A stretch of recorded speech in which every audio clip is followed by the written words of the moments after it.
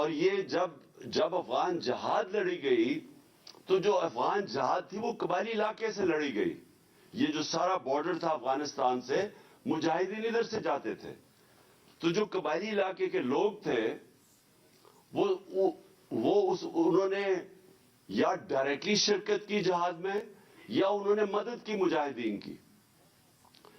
تو جب 9/11 کے بعد ہم نے فیصلہ کیا کہ اب ہم امریکہ کی جنگ میں شرکت کر رہے ہیں اور اب امریکہ جب افغانستان میں آیا ہے تو اب یہ جہاد نہیں ہے, یہ دہشت گردی ہے.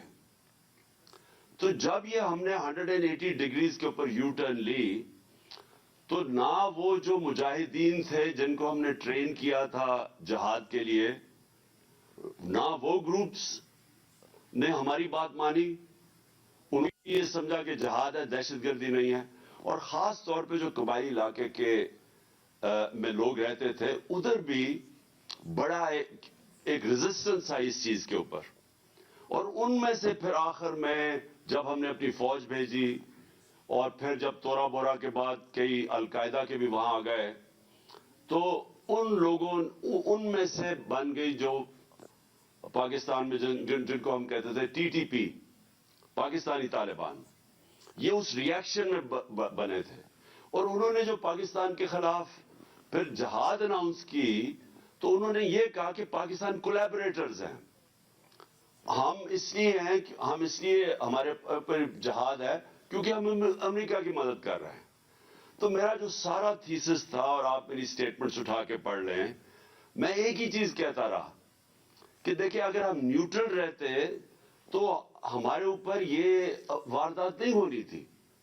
اور جو سب سے زیادہ نقصان کرتا ہے وہ ہے خود کش حملہ.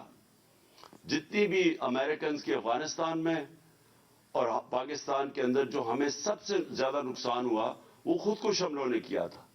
اور امریکہ کو بھی جو سب سے زیادہ, جس کی وجہ سے ان کو آخر میں فیصلہ انہوں نے کیا جانے کا, وہ یہ, اور ان کو یہ خوف ہو گیا کہ اب ہم ان کو فتح نہیں کر سکتے کیونکہ خود کش حملے کا کوئی توڑ نہیں تھا ان کے پاس.